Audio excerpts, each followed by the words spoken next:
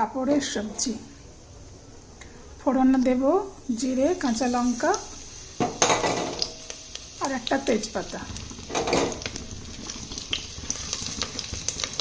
আমি কিছু উপকরণ বলছি না, বানাতে যাচ্ছি আর উপকরণ দিতে যাচ্ছি আর বলতে যাচ্ছি, কারণ এক হাতে মোবাইল ধরে আর এক হাতে সব কিছু দেখানো সম্ভব নয়।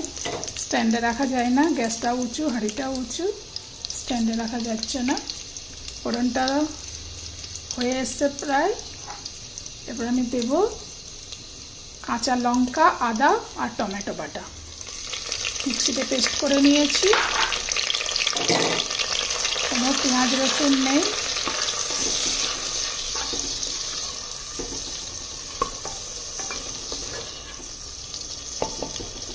হতে দেবো কিছুক্ষণ।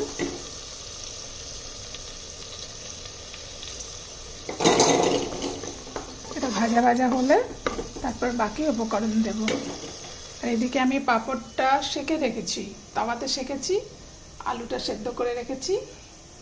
আর এখানে কিছু মশলা আছে দইয়ের সাথে মিক্স করেছি, যেমন ধনে গুঁড়ো, জিরে গুঁড়ো আর একটু কাশ্মীরি মির্চ, মানে একটু জাস্ট কালারের জন্যে, কারণ এই পাঁপড়ের মধ্যে অনেক গোলমরিচ আছে, তরকারিটা অনেক ঝাল হয়ে যাবে।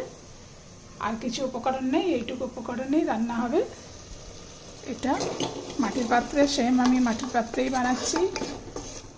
টেস্টি টেস্টি হেলদি খাবারের জন্য। পুরো ধোঁয়া হয়ে যাচ্ছে আমার ক্যামেরা, একটু পরে আসছি আবার। মশলাটা পুরোপুরি ভাজা হয়ে গেছে। এবার দেবো কসুরি মেথি। আমি এই সময় কসুরি মেথি দিই, অনেকে শেষে দেয়, কিন্তু আমি এই সময় দিই কসুরি মেথি। সবার রান্না আলাদা আলাদা। আর একটু দেব ম্যাশ করা আলু। এই কারণেই ম্যাশ করা আলুটা দিলাম, কারণ আমার উপকরণ এমন কিছু নেই, গ্রেভিটা যেন একটু ভালো হয়, ঠিক হয়, তার জন্য ম্যাশ করা আলু দিলাম। আর একটুখানি ভাজবো। মশলাটা একদম হয়ে এসছে, পুরো তেল ছেড়ে দিচ্ছে। এই সময় আমি সেদ্ধ আলুগুলো দেবো।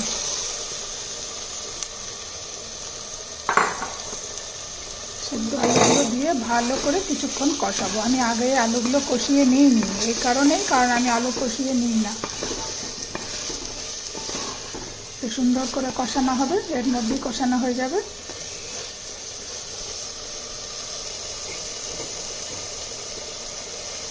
দেখো আলু মশলা সব কষা হয়ে গেছে একসাথে। গ্রেভিটাও খুব সুন্দর হয়েছে, যেহেতু তোমার ওই ম্যাশ করা আলু একটু দিলাম, গ্রেভিটাও ভালো হবে। এরপর আমি দিয়ে দেবো হচ্ছে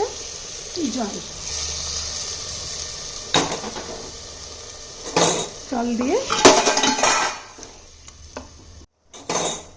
জল যার যত প্রয়োজন সে ততটা দেবে। আমার 5টা পাঁপড় আছে আর 2টো আলু, সেই রকম আমি জল দিয়েছি। এবার দেব হচ্ছে তোমার দিতে হবে বুঝে, কারণ আমি পাঁপড়েও লবণ আছে আর এদিকে আলু সেদ্ধ করেছি, তখন একটু লবণ দিয়েছিলাম, এর জন্য একটু বুঝে সুঝে লবণটা দেব। এবার ফুটতে দেব কিছুক্ষণ। দেখি, দেখো কত সুন্দর ফুটছে, খুব জোরে জোরে ফুটছে। আমি এটা গ্যাসটা একদমই অফ করে দেব। গ্যাস অফ করে দিলাম। এই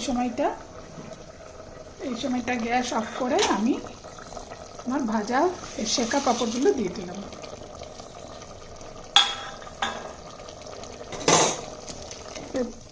ফুটবে, এই ফোটাতেই তোমার পাঁপড়গুলো হয়ে যাবে। আমাকে এক্সট্রাভাবে গ্যাস জ্বালাতে হবে না, কারণ এটা 10 মিনিট এমনি রান্না হয়ে যাবে।